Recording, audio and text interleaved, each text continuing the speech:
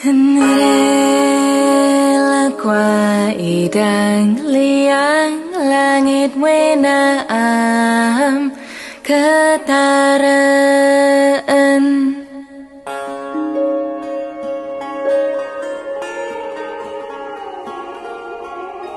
Hendela kwa padelun niung wenaam ketepaan.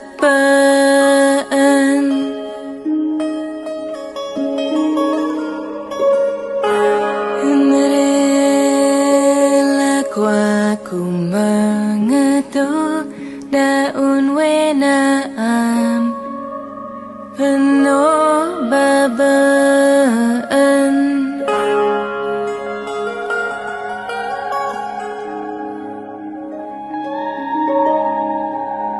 Hendela kwa une neret tabang wemaan kedetaan.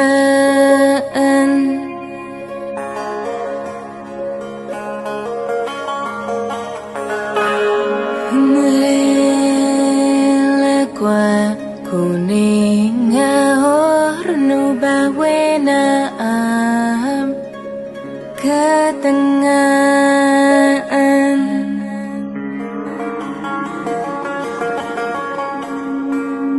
Soal upaya provokatif Malaysia yang enggan membongkar tiang pancang Menara Suar, 2 kapal perang TNI kini bersiaga di sekitar tiang pancang Menara Suang yang pembangunannya telah dihentikan pemerintah Malaysia. Sengketa tapal batas perairan Tanjung Datu, Desa Temaju, Kabupaten Sambas, Kalimantan Barat belum ada kata penyelesaian. 2 kapal perang KRI Lemadang dan KRI Slamet Riyadi bersiaga di perairan sengketa ini. 2 kapal menjaga wilayah segitiga pasir berumput di Tanjung Datu yang menjadi bagian kedaulatan negara Indonesia meski diklaim sebagai wilayah Malaysia. Kapal perang bersiaga untuk mencegah pemerintah Malaysia tidak melanjutkan pembangunan Menara Suar di perairan Tanjung Datu. Selain itu juga mencegah upaya provokasi Malaysia yang telah mengerahkan pasukan dan kapal perangnya di wilayah perairan Teluk Melano. Hingga kini pemerintah Malaysia telah menghentikan pembangunan Menara Suar. Hanya 3 tiang pancang yang telah berdiri dan telah dicat warna merah putih.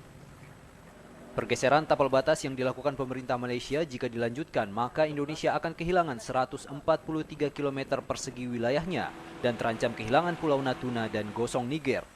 Inilah Menara Suar yang dibangun oleh pemerintah Malaysia.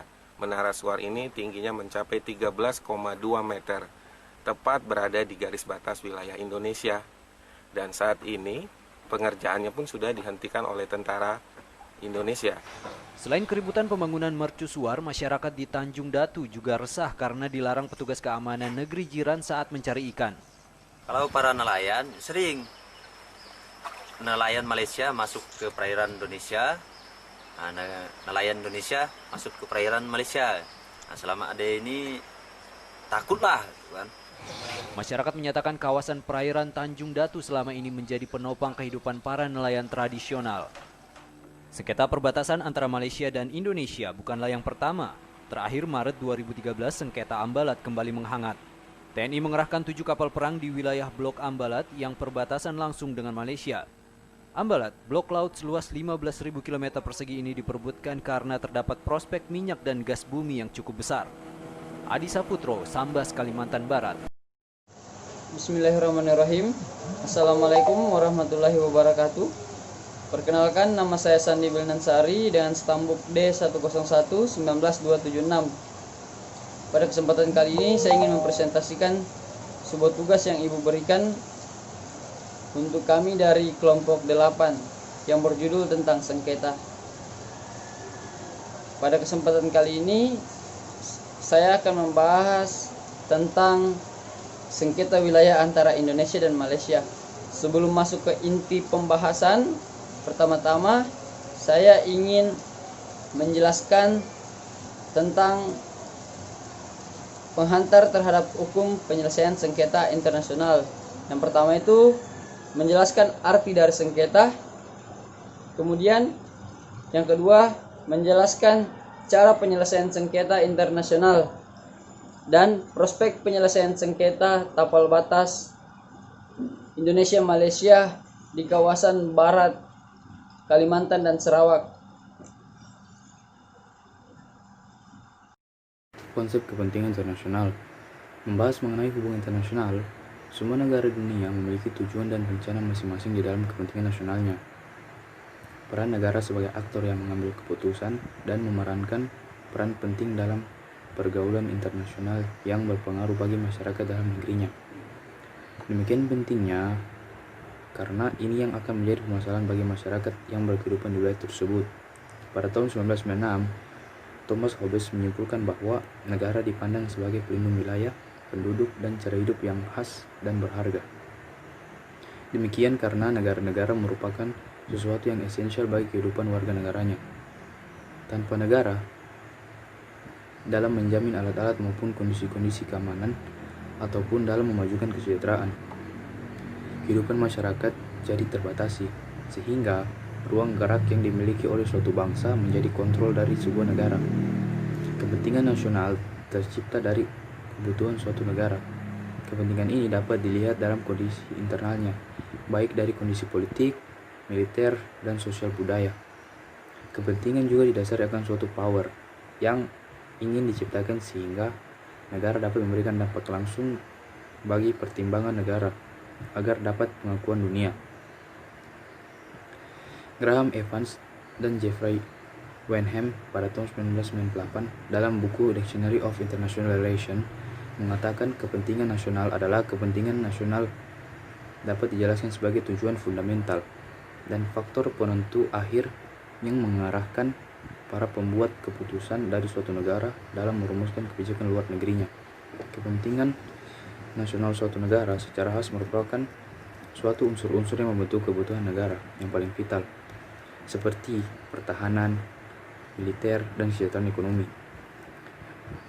Urgensi kepentingan nasional kita dewasa ini dirumuskan dalam 3 pokok sebagai berikut. 1. Menjaga pertahanan keutuhan wilayah negara Indonesia, di mana dijadikan kelangsungan kehidupan bagi Indonesia dalam alam demokrasi Pancasila. Keamanan dan kestabilan dalam negeri yang harus ditingkatkan kewilayahan seluruh negara kita untuk dapat menjamin keberlangsungan pembangunan nasional. Pembangunan nasional yang menyeluruh dengan prioritas utama pada pembangunan ekonomi yang terarah sesuai dengan Bismillahirrahmanirrahim. Assalamualaikum warahmatullahi wabarakatuh. Baik, saya akan menjelaskan cara-cara penyelesaian sengketa internasional. Secara garis besar, metode penyelesaian sengketa dapat digolongkan dalam 2 kategori, yaitu yang pertama, cara-cara penyelesaian secara damai, yaitu apabila para pihak telah dapat menyepakati untuk menemukan suatu solusi yang bersahabat. Yang kedua, cara-cara penyelesaian sengketa secara paksa atau dengan kekerasan, yaitu apabila solusi yang dipakai atau dikenakan melalui jalan kekerasan atau perang. Penyelesaian sengketa secara damai merupakan hukum positif atau ketentuan mengikat yang harus diberlakukan, bahwa penggunaan kekerasan dalam hubungan antar negara sudah dilarang dan oleh karena itu sengketa-sengketa internasional harus diselesaikan secara damai. Kehausan ini pada mulanya dicantumkan dalam pasal 1 Konvensi Penyelesaian Sengketa Secara Damai yang ditandatangani di Den Haag pada tanggal 18 Oktober 1907, yang kemudian dikukuhkan pada pasal 2 ayat 3 Piagam Perserikatan Bangsa-Bangsa atau PBB, dan selanjutnya oleh Deklarasi Prinsip-Prinsip Hukum Internasional mengenai hubungan bersahabat dan kerjasama antar negara yang diterima oleh Majelis Umum PBB pada tanggal 24 Oktober 1970. Dalam deklarasi tersebut meminta agar semua negara menyelesaikan sengketa mereka dengan cara yang damai. Demikian rupa agar perdamaian, keamanan internasional, Dasar hukum penentuan tapal batas wilayah darat antar Indonesia dan Malaysia. Indonesia dan Malaysia telah membuat MOU 1973 yang berorientasi pada Traktat London yang merupakan suatu produk hukum internasional mengikat Indonesia dan Malaysia sebagai dasar hukum batas wilayah kedua negara.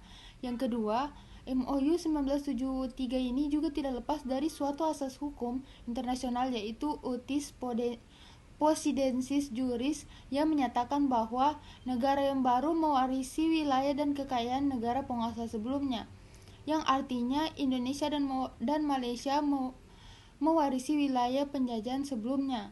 Indonesia mewarisi wilayah penjajahan Belanda dan Malaysia mewarisi wilayah penjajahan Inggris.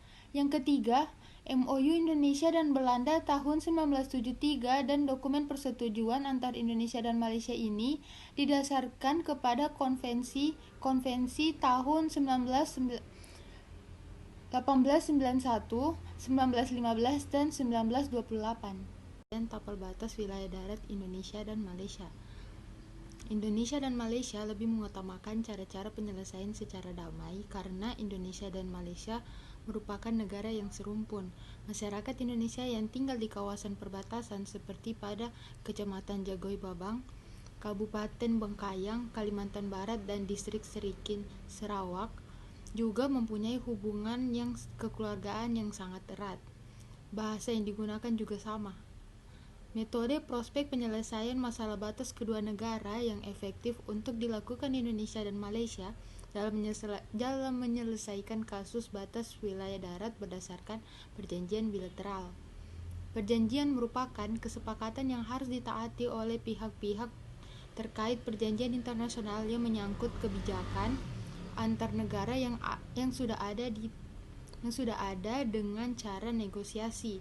Penyelesaian permasalahan batas wilayah darat Indonesia dan Malaysia melalui tahap-tahap selama ini ditangani oleh 3 lembaga, yaitu 1. General Border Committee atau yang disingkat dengan GBC, yang dikoordinasikan oleh Kementerian Pertahanan. Yang kedua, Joint Commission Meeting atau yang disingkat JCM, yang dikoordinasikan oleh Kementerian Luar. Yang ketiga yaitu Subkomisi Teknis Survei yang dikoordinasikan oleh Kementerian Dalam Negeri. Peran Indonesia dalam upaya penyelesaian sengketa batas wilayah darat melalui negosiasi perundingan bilateral secara damai yang dilakukan oleh Indonesia dan Malaysia menggunakan MOU dan hasil survei pemetaan bersama sebagai dasar penyelesaian sengketa. Indonesia sebelum memasuki tahap negosiasi, tim perundingan menempuh langkah strategis dalam menentukan pilihan, melakukan analisis negosiasi yang dilakukan oleh Indonesia dan Malaysia ditempuh melalui tim khusus yang menangani masalah perbatasan. Setiap tahun juga Indonesia selalu ada tim khusus survei lapangan di wilayah perbatasan, yaitu anggota TNI melaksanakan Satgas Pamtas, Satuan Tugas Pengamanan Perbatasan, untuk mengontrol titik koordinat patok-patok batas sehingga memakan waktu berbulan-bulan. Dari 9 segmen batas, terdapat 4 segmen batas di sektor barat. Indonesia dan Malaysia secara rutin tiap tahun melaksanakan pertemuan delegasi kedua belah pihak dengan tingkatan Joint Boundary Committee. Negosiasi kedua negara sama-sama sepakat menuntaskan masalah dalam batas wilayah darat yang sudah ditetapkan oleh kedua negara dilihat dari MOU Traktat London. Dalam kasus sengketa batas darat, Indonesia berkomitmen untuk mengutamakan jalur perundingan dalam menyelesaikan sengketa perbatasan dengan Malaysia dan tidak berencana membawa isu ini ke mahkamah internasional. Dengan hal ini, kedua negara masih memandang bahwasannya penyelesaian ini bisa dilaksanakan melalui jalur perundingan yang didasari oleh itikat baik dari kedua negara. Terkait dengan pelaksanaan perundingan wilayah sengketa, delegasi Indonesia dan Malaysia sepakat untuk memprioritaskan penyelesaian di sektor timur, karena penyelesaian di sektor barat bergantung pada pembahasan di sektor timur. Selain menempuh jalur perundingan secara formal, kedua negara juga menggelar pertemuan informal secara rutin dalam menentukan solusi dari masalah perbatasan ini, yang dimana pertemuan yang terakhir diselenggarakan pada tanggal 6 sampai 9 Agustus tahun 2018 di Kuala Lumpur. pertemuan terakhir untuk menyelesaikan masalah perbatasan antara Indonesia dan Malaysia. Kedua negara bertujuan agar melakukan deklarasi atau ditegaskan lagi titik batas patok-patok antara kedua negara agar kedua negara dalam kepastian memiliki hak dalam wilayah perbatasan.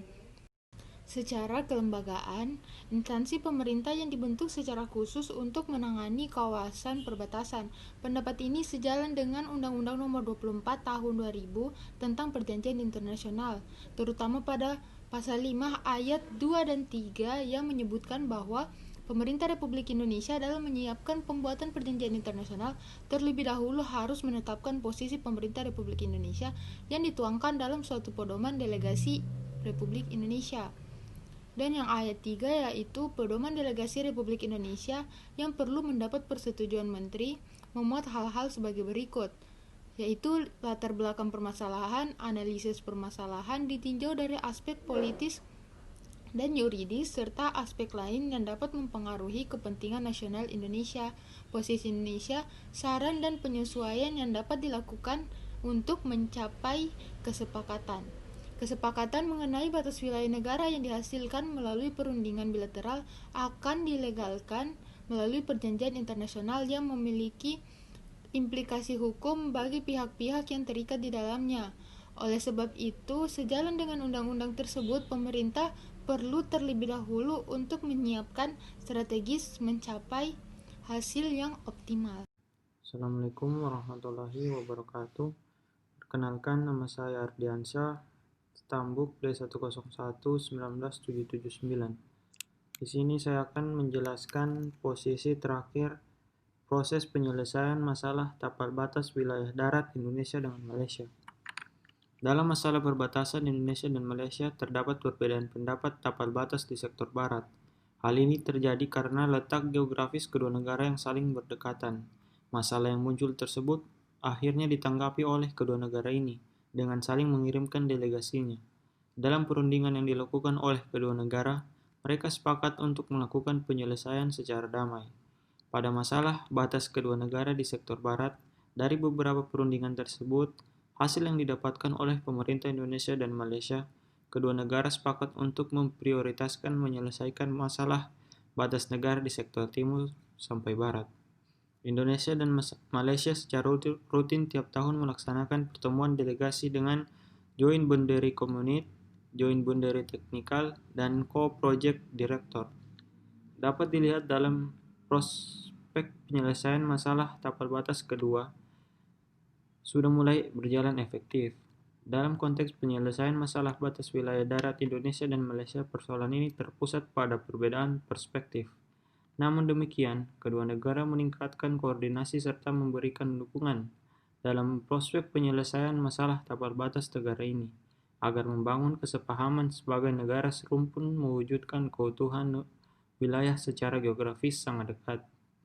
Dilihat dari penyelesaian masalah tapal batas Indonesia dengan Malaysia di kawasan sektor barat, yaitu di Kalimantan atau Sarawak, meskipun butuh waktu yang cukup panjang, tetapi memiliki prospek penyelesaian yang positif. Antara Indonesia dan Malaysia sepakat mengupayakan agar penyelesaian masalah tapal batas kedua negara ini bisa diselesaikan dengan cara damai melalui hubungan bilateral. Sekian, terima kasih.